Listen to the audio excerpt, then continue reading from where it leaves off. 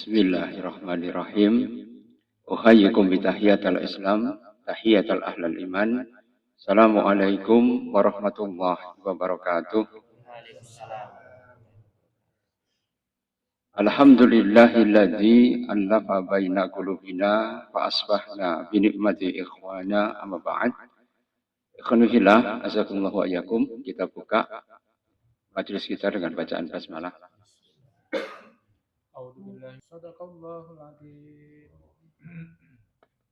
Alhamdulillah, segala puji kita haturkan kehadirat Allah yang Maha Perkasa yang telah melimpahkan nikmat yang luar biasa pada kita semua, sehingga insyaallah sore ini kita bisa bermuajahah thalabul ilmi dalam keadaan sehat walafiat. Salawat dan salam taslim moga-moga senantiasa tercurah kepada junjungan kita, uswah hasanah kita, Nabi Agung Muhammad sallallahu alaihi wasallam.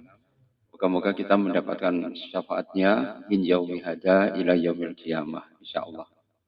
Ikhwani fillah, azakumullah wa iyyakum. Pada kesempatan berbahagia ini kita akan mentadaburi surah Al-Maidah ayat 48. Di dalam surah ini ya kita diberikan gambaran oleh Allah Subhanahu wa taala ya supaya kita kemudian beragama itu sesuai dengan petunjuk Allah Subhanahu wa taala. Wa anzalna ilaikal kitaba. Pak bacakan. Bismillahirrahmanirrahim. Wa anzalna ilaikal kitaba bil haqqi musaddiqan lima bayna yadayhi minal kitabi wa muhaiminan 'alaihi fahkum bainahum bima anzalallahu wa la tattabi' ahwahum amma ja'aka minal haqq.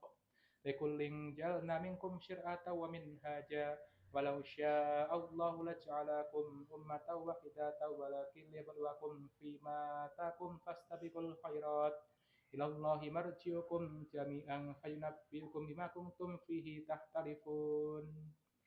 Dalam surah ini kemudian Allah memberikan sebuah petunjuk pada kita, wa anzalna ilaikal kitaba bil haqqi musaddiqan lima baina yadayhi minal kitab. Jadi Allah menurunkan pada kita yaitu Al-Qur'an itu dengan bil haqq, yaitu dengan kebenaran. Untuk apa? Musaddiqan lima baina yadayhi minal kitab. Supaya kemudian membenarkan kitab-kitab yang terdahulu. Wa muhaiminan alaih. Kemudian sebagai ya batu ujian. Ya, muhaiminan itu adalah sebagai pengawasan.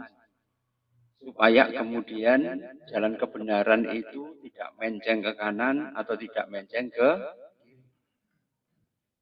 wa muhaiminan alaihi, supaya kemudian ya kita ya senantiasa berada pada jalan yang lurus. Wala tattabi ahwaahum, supaya kita tidak kemudian itbaul hawa, yaitu kita mengikuti hawa nafsu. Amaja'aka minal haqq, setelah kemudian Allah menurunkan al-haq tadi. Artinya apa, ma'asyiral muslimin? Jadi manusia itu ketika memegang imannya kadang-kadang yazid wa yanqus. Kadang-kadang naik dan kadang-kadang turun. Yazidu bi ta'atillah, yaitu akan naik karena kita taat pada Allah Subhanahu wa taala, wa yanqusu bi ittiba'i syaitan. Tapi akan turun kalau kita kemudian mengikuti langkah-langkah syaitan. Yang dihasung oleh syaitan apa? Yaitu ahwa'ahum, yaitu adalah hawa nafsu mereka. Fahkum bainahum bima anzalallah. Maka kita disuruh oleh Allah Subhanahu wa taala yaitu adalah fahkum bainahum. Supaya kemudian antum itu berhukum dengan hukum Allah Subhanahu wa taala. Ya, ma anzalallah, dari apa yang diturunkan oleh Allah Subhanahu wa taala. Likulli ja'alna minkum sir'atan wa minhajan. Maka pada setiap kaum itu diberikan oleh Allah adalah sir'atan. Sir'atan itu apa? Syariat, peraturan dari Allah Subhanahu wa taala. Wa minhajan, dan manhajnya masing-masing. Walau sa'allahu, andaikan Allah itu berkehendak kepadamu, maka kamu akan laja'alnakum ummatan ya, wahidah. Pasti akan aku jadikan kamu itu menjadi umat yang satu. Walakin liyabluwa. Tapi adalah ya liyabluwakum. Tapi ketika kemudian ada yang berbeda-beda, itu untuk apa? Untuk kemudian supaya kamu itu diuji oleh Allah Subhanahu wa taala. Liyabluwakum fima atakum. Supaya kamu itu ketika diuji oleh Allah dari apa yang menjadi nikmat yang diberikan oleh Allah Subhanahu wa taala, maka siapa yang tetap jejak istiqomah di jalan Allah Subhanahu wa taala nanti akan diterangkan Allah pada sesi akhir. Summa ilallahi marji'ukum jami'an. Maka seluruhnya antum nanti akan dikembalikan pada Allah Subhanahu wa taala wa yunabbi'ukum bima kuntum takhtalifun. Supaya kemudian akan ada kata putus, kata al-haq ketika kemudian antum di dunia ini berselisih, maka kemudian ketika di akhirat akan diterangkan oleh Allah itu cetha welo-welo. Kira-kira kalau kemudian ya kita jelentrehkan lagi, kira-kira untuk mempersatukan umat Islam itu gimana? Kelihatannya ya sesuatu yang sakilul aba, sesuatu yang sangat berat. Karena apa? Ini liyabluwakum bima atakum. Ini cobaan antum ya di situ. Liyabluwakum bima atakum. Ya. Nanti yang akan bisa menjawab siapa? Allah. Summa ilallahi marji'ukum jami'an. Ketika kemudian antum dikumpulkan oleh Allah Subhanahu wa taala. Jadi kalau antum pengen umat itu harus bersatu. Wong kena tambang Suriah sampai Tanfidiyah itu angel loh bersatu. Ya nggak. Hanya gara-gara apa? Tambang saja. Dulu ketika jenengan lihat ya 2013 itu ketika Harrison Ford itu membuat film dokumenter berkaitan dengan ya, hutan yang ditebang, beliau pada saat itu kan protes pada seorang menteri dan menterinya itu backgroundnya juga Islam. Ya, tapi ternyata cuma cengengesan saja. Artinya apa? Tidak ada tanggung jawabnya belas sama Islam. Baru sekarang kemudian ada gelondongan kayu itu kemudian turun semua ya ke Tapanuli Selatan, Tapanuli Utara, Tapanuli Tengah, Mandailing Natal. Ya, oh ini karena apa? Ini kayu sing gapok. Mosok ada banjir ya bisa memotong kayu itu secara presisi masa ada? Oh ya, kayunya kan terpotong-potong kan gelondongannya. Kira-kira banjir bisa tidak memotong itu? Jadi ma'asyiral muslimin itu menunjukkan apa? Ya, bahwa ketika mereka berada pada ya, tempat yang mereka itu bisa amar ma'ruf dan nahyu anil munkar, ternyata mereka tidak bisa. Aqallu kalamakum ala tis'al asya. Maka kamu itu harus membatasi perkataan antum itu dimanapun antum berada. Kalau selamat, itu perkataannya cuma 9 hal. Bolak-balik tak ulang-ulangi ya. Apa itu? Tasbih, tahmid, takbir, tahlil. Bisa naik lagi? 4. Su'alika anil khair. Itu permohonan antum, doa antum yang berkaitan dengan kebaikan. Wa na'udzu bika minas syarr. Dan permintaan antum yang berkaitan dengan supaya dilindungi, direksa oleh Allah dari semua kejahatan.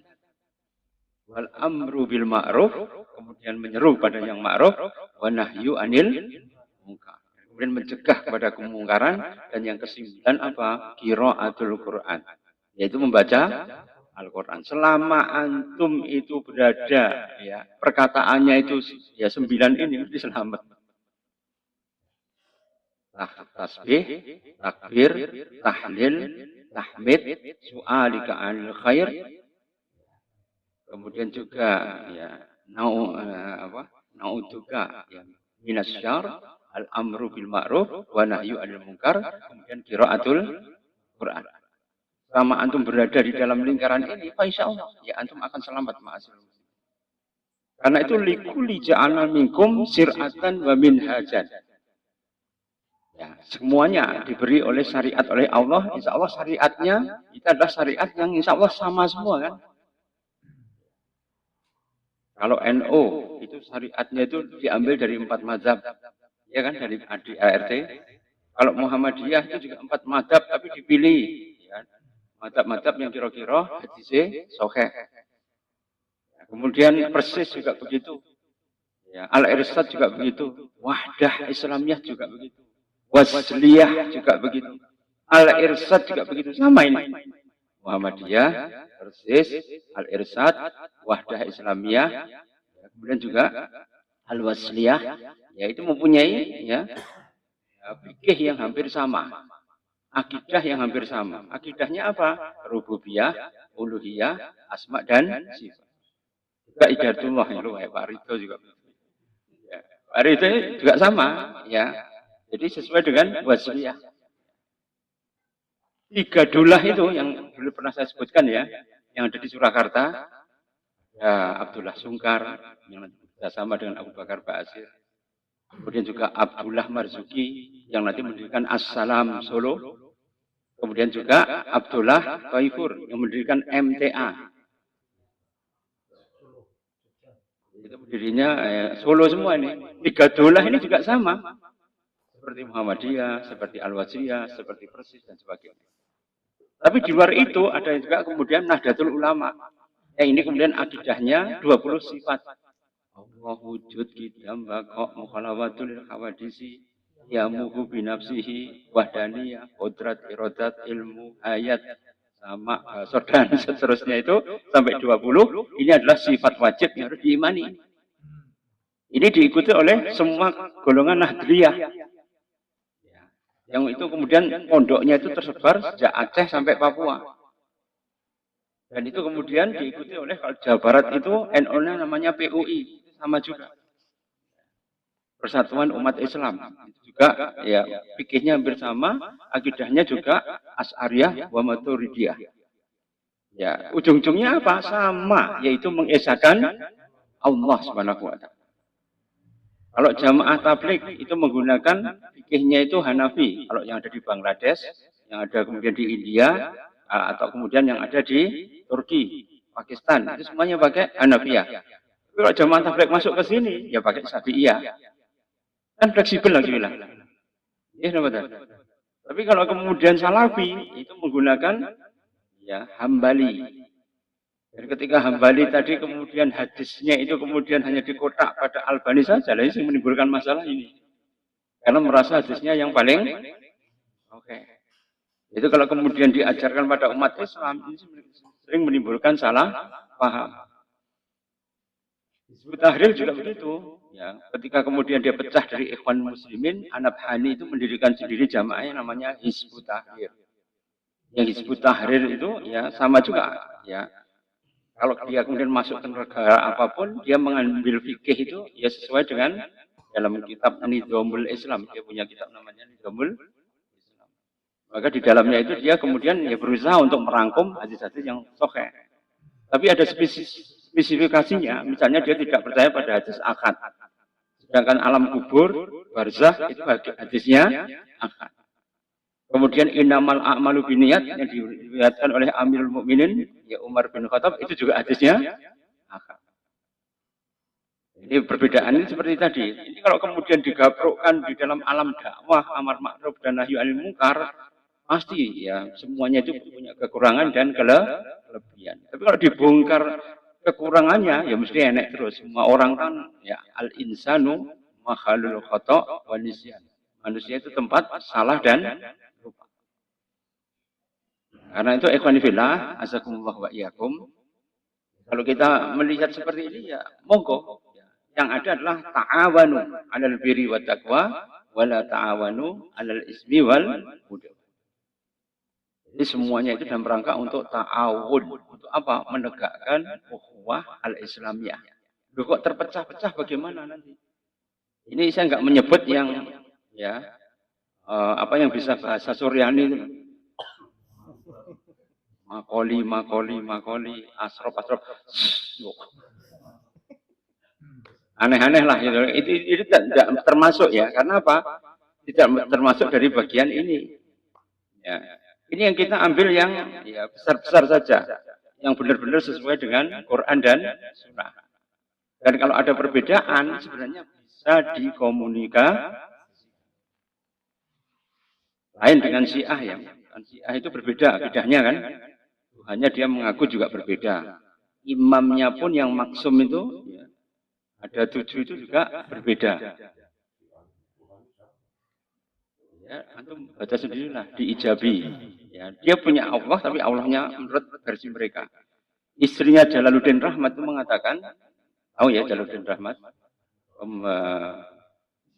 yang dia itu di Bandung, istrinya pernah mengatakan bahwa Tuhan kami itu nggak sama dengan Tuhannya umat Islam.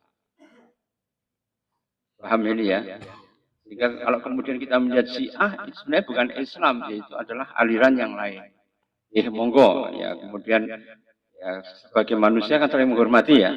Tapi kalau kemudian sebagai entitas ya keislaman, kalau dia mengaku Islam sekalipun, ya kita ya, belum tentu percaya karena dia mencaci maki ya sahabat, ya, terutama Abu Bakar dan Umar. Utsman bareng ya kena awangete juga ya. Karena Utsman itu dari klannya Muawiyah. Ala kulihal ini sering kemudian menimbulkan pertentangan yang luar biasa di kalangan kaum. Apalagi kalau sudah tiba waktunya kerajaan. Karena ya apa Ki Ageng Kanigoro maupun Ki Ageng Pengging itu ya semuanya itu adalah muridnya Syekh Siti Jenar juga. Syekh Siti Jenar itu adalah agamanya Syiah Qoromitoh, Syiah kebatinan. Ya, sehingga kalau kemudian ya ajarannya berbeda dengan Wali Songo, ya memang berbeda sekali. Ya, karena itu ma'asyiral muslimin, inilah yang kemudian yang membuat para Wali Songo itu berdakwahnya itu sangat bijaksana, sehingga insya Allah bisa meminimalisir ya daripada perselisihan di antara kaum muslimin saat itu. Meskipun kemudian juga ya, kalau urusan politik itu menjadi berbeda lagi. Karena pada waktu politik tadi, ya Raden Kusen yang notabene itu adiknya Raden Patah, itu ternyata membela Mojopahit versi Kediri, Gerindra Wardana, yang membunuh ya Brawijaya V. Jadi Gerindra Wardana itu kemudian menyerbu Keraton Solo, ya Keraton Mojopahit, ya kemudian dia memindahkan ibu kotanya dari Trowulan itu ke Kediri, yang namanya Dahanapura atau kota api yang ada di Kediri. Kemudian salah satu ya pangerannya ya, yang namanya Raden Kusen, yaitu kemudian ternyata ikut kepada Gerindra Wardana. Ini politiknya berbeda, karena politiknya Gerindra Wardana itu mencampur semua aliran itu untuk campur baur untuk melawan Raden Patah. Sedangkan Raden Patah itu dibela oleh para pedagang ya, dan para adipati yang ada di pesisir. Karena itu kan pusakanya berbeda ya. Kalau di Ketoprak itu pusaka daripada Gerindra Wardana, ya, Mojopahit versi Kediri itu condong campur. Condong itu ya berusaha cenderung campurnya atau mencampur adukkan semua aliran Hindu, Buddha, Bhairava Tantra, Islam Abangan, Islam Putihan, semua dikumpulkan. Melawan siapa? Melawan Raden Patah yang berusaha untuk memurnikan supaya dakwah itu benar-benar Islam saja. Dan terjadi pertempuran yang hebat sampai kemudian ya Raden Kusen itu bisa dikalahkan. Tapi ala kulihal di sini kemudian kita bisa melihat bahwa Islam pun juga pernah bertempur satu dengan yang paham ya ini ya. Ketika Fathahillah itu menaklukkan ya Banten ya dan Jayakarta, maka ketika kemudian di situ kan ada namanya Sah Bandar Islam juga, namanya Sinyo Subit. Itu punya pasukan.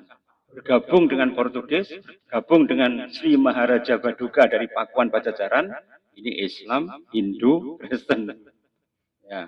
Melawan siapa? Palatehan ya, atau Fathahillah atau Fathullah ya namanya, yang itu kemudian pangeran dari Samudra Pasai yang merupakan panglima perang dari Demak, membawa Islam yang berusaha untuk kemudian diadopsi oleh kaum muslim. Terjadilah perang Sambyuk. Di situ juga ada umat Islam, paham ya ini ya? Jadi kenapa Belanda itu bisa menang? Karena mereka itu memanfaatkan semua perbedaan politik itu dijadikan alat untuk apa? Memecah. Karena itu kenapa kemudian Belanda itu supaya kita tidak bersatu, maka mereka itu kemudian meniupkan ajaran politik itu kotor. Sedangkan para yai, para santri itu apik kabeh. Ujung-ujungnya apa? Para kiai, para santri yang dulu berjuang dalam Masumi, dalam NO, ya partai NO dan partai Masumi kan menjadi garda depan kan. Itu kemudian dipereteli satu-satu. Apalagi tanggal 17 Agustus 1960, Masumi itu ya resmi dibubarkan oleh Pak Soekarno. Habis sudah. Setelah itu kemudian ya diberikan subhat bahwa politik itu ada sesuatu yang kotor, jelek dan sebagainya. Ujung-ujungnya apa? Umat Islam tidak ada yang amar ma'ruf dan nahi mungkar di situ. Dan mereka kemudian ya dipressure ya oleh rezim apapun sehingga akhirnya kemudian mereka menjadi apatis. Ujung-ujungnya apa? Ya ini tadi banyak sekali kemudian kekayaan alamnya yang dieksplor sedemikian rupa yang masuk di situ semua. Ya, semuanya yang rikotuddin, agamanya rikoh. Rikoh itu apa? Tipis. Ketika yang masuk di dalam ya, sistem pemerintahan, sistem politik, itu adalah orang yang rikotuddin, orang yang kemudian tipis ya, agamanya, ujung-ujungnya apa? Ya, akhirnya kemudian kita menjadi minoritas, meskipun kita sebenarnya umat Islam bukannya tidak sadar, malah kemudian saling berebut pengaruh antara satu dengan yang lain. Apakah itu kemudian bisa mendapatkan manfaat? Ya enggak.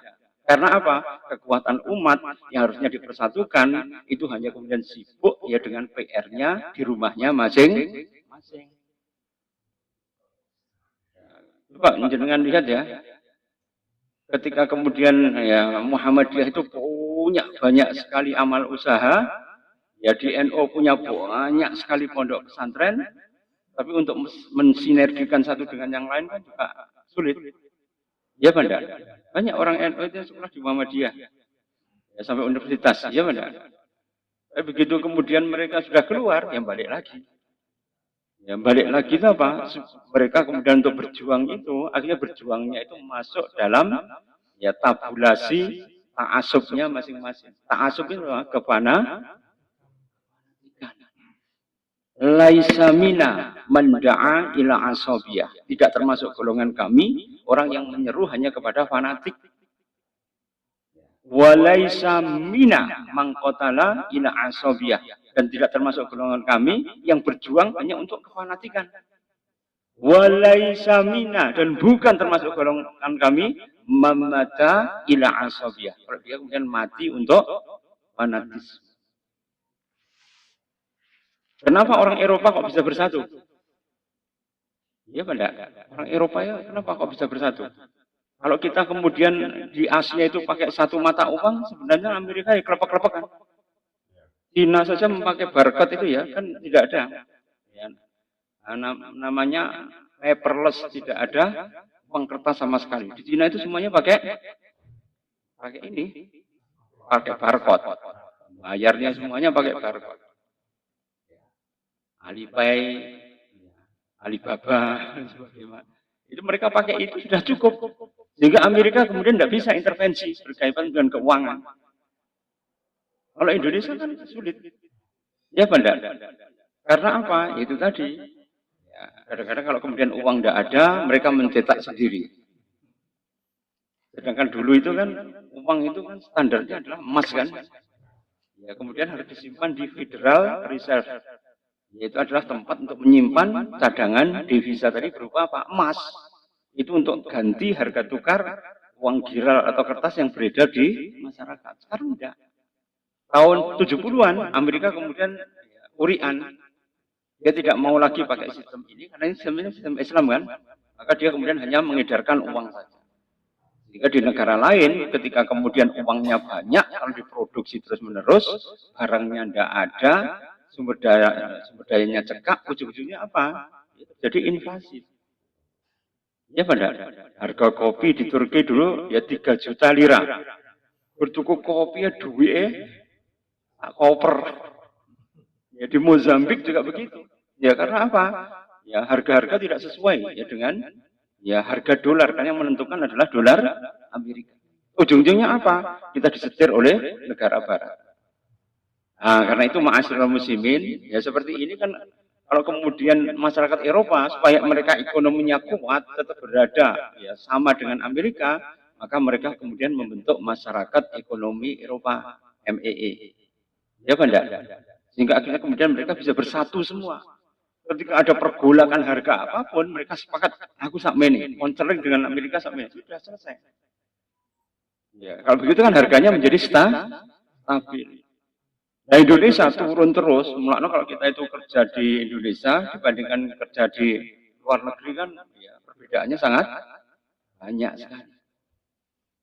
Nah, karena itu ma'asyiral muslimin, maka kita harus kemudian ya berusaha untuk berdakwah seperti sekarang ini. Maka dakwah kita itu adalah al-islamiyah as-somimah, yaitu Islam yang murni.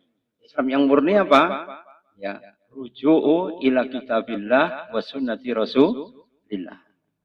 Jadi kalau kita rujuk pada Quran dan Sunnah, itu yang bagaimana? Yang sesuai dengan petunjuk dari ya, Nabi dan para sahabatnya. Kalau tidak bisa, dilihat daripada tabi'in. Tidak bisa lagi dari tabi'ut, tabi'in. Tidak bisa lagi, ya kemudian dari tajribiyah. Oh ya tajribiyah. Yaitu pengalaman sejak zaman Rasulullah sampai kemudian zaman khilafah Turki Utsmaniyah, itu bisa kita jadikan tajribiyah atau pengalaman. Sehingga Pak Insya Allah nanti kaum muslimin itu akan menjadi ya lebih ya fokus ketika mereka itu berdakwah Muhammadiyah dengan amal usahanya. Ya dari sekolah sampai kemudian ya Darul Aitam, ya panti asuhan sampai kemudian sistem ekonominya. Di Nahdliyah kemudian menguatkan sistem pendidikan yang klasikal. Sehingga kemudian mereka bisa menguasai ilmu alat. Cuma Muhammadiyah kan kelemahannya satu, nggak punya ilmu alat. Ya, tapi di NO kan atau di Nahdliyah itu harus ngapalnya Imriti, Alfiyah itu sejak kecil. Sehingga kemudian ilmu yang berkaitan dengan Nahjul Balaghah, dengan Nahwu Sarafnya itu lebih kuat di NO. Ya Banda. Ini kemudian tidak dipersatukan. Kalau sistem modern kan hanya menggunakan sistem-sistem yang ya lebih cepat supaya bisa diadop saja. Wahdah Islamiyah, Persis, Al-Wasliyah, Hidayatullah, ya, dan kemudian juga ya di Muhammadiyah, ya, itu semuanya dalam rangka supaya apa? Supaya kemudian mendapatkan ilmu itu dengan cepat, sehingga ilmu ayat alatnya itu kemudian gandul semua. Nah, ilmu alat inilah yang kemudian harus senantiasa bisa masuk. Kalau kolaborasi kan enak kan? Ya, karena itu ma'asyiral muslimin, kalau kemudian kolaborasi, akhirnya di Muhammadiyah ya punya ilmu alat, apa enggak ada di Muhammadiyah? Ada. Cuma enggak difokuskan ke arah situ. Kalau difokuskan, ya Pak Insya Allah nanti akan bisa mendapatkan hasil yang luar biasa. Apalagi kemudian dipersatukan yang lain. Tapi kan kemudian kadang-kadang, oh ini enggak sesuai dengan sunnah. Oh ini enggak sesuai ya dengan manhaj. Oh ini enggak sesuai. Kalau hati ngengkel aja semua harus dengan khilafah, ujung-ujungnya kan ya repot juga kan. Karena apa? Proses untuk menuju ke sana itu sudah diterang nih. Terus pokoknya balik yang Islam, susu khilafah terbentuk. Terus kemudian kamu belajarlah sunnah kalau di Salafi, supaya kemudian apa? Islam itu kemudian bisa menyebar di mana-mana. Kalau jamaah tabligh, oh kamu harus kemudian ya berdakwahlah kamu. Ya, ini ada ijtima di Lampung Selatan ya. Kalau antum bisa menjadi itu kan semua umatnya berkumpul, itu kekuatan umat sebenarnya. Ya, yang bisa berdakwah kemudian bisa memberikan ya, wahyul Islami atau kesadaran Islam. Tapi hanya sebatas itu kan harus ada yang memelihara. Sedangkan ya kalau jauhlah saja kan pemeliharaannya saat itu juga. Begitu sudah pulang, ya balik lagi nanti. Ya Banda. Akhirnya apa? Kan butuh kepada saudara yang lain yang kemudian berusaha untuk memainten supaya dakwah di situ itu tetap berjalan. Coba sekarang ini antum bisa melihat ya jumlah daripada LGBT itu meningkatnya sangat tajam sekarang. Paham ya LGBT? Generasi pelangi itu benar-benar peningkatan. Antum tahu ya wali kota New York kemarin, Hamdani yang menang itu. Dan itu kenapa dia menang pada injury time terakhir tadi? Karena pembelanya adalah LGBT. Ya, sama pelacur yang ada di sana. Ya karena apa? Jumlah umat Islamnya terlalu sedikit. Jumlahnya orang sekuler terpecah menjadi kandidat yang banyak. Mau tidak mau kan harus mendekati juga kan? Supaya apa? Mendapatkan dukungan. Nah, seperti ini kan kalau kemudian difikihkan kan jadi bingung kan? Ya kan? Walau ja'alnakum ummatan wahidan. Kalau pengen Allah bisa mempersatukan semuanya. Tapi walakin liyabluwakum bima atakum. Tapi semuanya itu ya akan menjadi sangat berat sekali karena apa? Di situ ada ujiannya. Liyabluwakum bima atakum. Karena itu kalau antum ngengkel terus saya yang paling benar, ya repot. Karena kebenaran pada era sekarang ini akan menjadi sangat ya, subjektif sesuai dengan situasi dan kondisinya masing. Misalnya sekarang negara Arab ya, itu Palestina kemudian ya, berdamai dengan Israel, maka kemudian mereka yang menyambung lagi yang namanya ya Ibrahim Accord, yaitu perjanjian Abrahimiyah. Itu Kristen, Islam itu kemudian berjanji menjadi satu. Bayangkan ya. Atau kemudian ya, Uni Emirat Arab, dia kemudian rela membiayai seorang mafia, kartel, hanya untuk apa? Menguasai alam di Sudan saja. Dengan cara bagaimana? Perang saudara. Kira-kira kalau begini bagaimana? Kalau sudah, ya, sedangkan semua ya ulama yang kemudian protes langsung dipenjarakan. Di Arab Saudi juga begitu. Sama saja. Sehingga dengan demikian ketika kemudian mereka berdakwah, ya akhirnya cuma ya sebatas di khotbah saja akhirnya. Hanya sebatas di taklim saja. Sedang yang berkaitan dengan konstelasi luar negeri repot. Dulu Salafi Nur yang kemudian menang ya partai Salafi yang ada di Mesir itu menang. Ya, kemudian mendapatkan kursi. Tapi begitu kemudian dia dia berkuasa, maka bukan membela pada kaum muslimin yaitu Mursi, malah kemudian membela pada Asisi. Yang Asisi jelas itu tangannya Amerika. Bahkan kemudian ya, Partai Salafindor itu bahkan minta bantuan pada Libsi, yaitu Perdana Menteri dari Israel saat itu. Nanti bisa buka-buka lagi. Jejak digitalnya masih ada. Jadi ma'asyiral muslimin kadang-kadang ya seperti tadi. Kalau kemudian dakwah di lingkaran ya yang sangat ya majemuk itu kadang-kadang sering menimbulkan saya yang paling benar, hatinya yang paling suka. Tapi begitu sudah ya mencapai kekuasaan, nah ini kadang-kadang tidak mempunyai yang namanya mana'ah. Mana'ah itu apa? Al-wala wal barah. Karena saya sering membaca ya ketika saya ngimami itu, ya ayyuhalladzina amanu mayyartadda minkum an dinihi fasawfa ya'tillahu biqaumin yuhibbukum wa yuhibbunah adillatin 'alal mu'minina 'izzatin 'alal kafirin yujahidu fi sabilillahi wa la yakhafuna laumata la'im. Wahai orang-orang yang beriman, kalau kamu kemudian tidak suka pada agama Allah, kemudian antum irtidat itu keluar dari agama Allah Subhanahu wa taala sekalipun, mayyartadda minkum an dinihi, ya keluar dari agama Allah Subhanahu wa taala, fasawfa ya'tillahu biqaumin, pasti Allah akan mendatangkan sebuah kaum. Yang kaum itu cirinya bagaimana? Yuhibbuhum wa yuhibbuna. Allah mencintai mereka dan mereka pun juga mencintai Allah. Ada mahabbatullah yang mutabadilah, yaitu adalah cinta pada Allah yang ya, saling gayung bersambut. Yaitu mereka itu adalah ya wa yuhibbuhum wa yuhibbuna adillatin 'alal mu'minin, mereka itu begitu lemah lembut kepada orang mukmin, wa 'izzatin 'alal kafirin. Tapi mereka itu kemudian ya keras terhadap akidahnya orang kafir. Keras itu apa? Yaitu kemudian ya dia mempunyai perlindungan supaya akidah yang merusak itu tidak masuk ke dalam umat. Dia mempunyai penjagaan yang namanya apa? Hirasatul akidah, melakukan hirosah atau patroli akidah. Sehingga kalau ada orang yang menyesatkan repot. Coba antara PWILS dengan Ba'alawi, itu tukarannya orang mari-mari nanti. Dua-duanya sama-sama khurafat. Ya.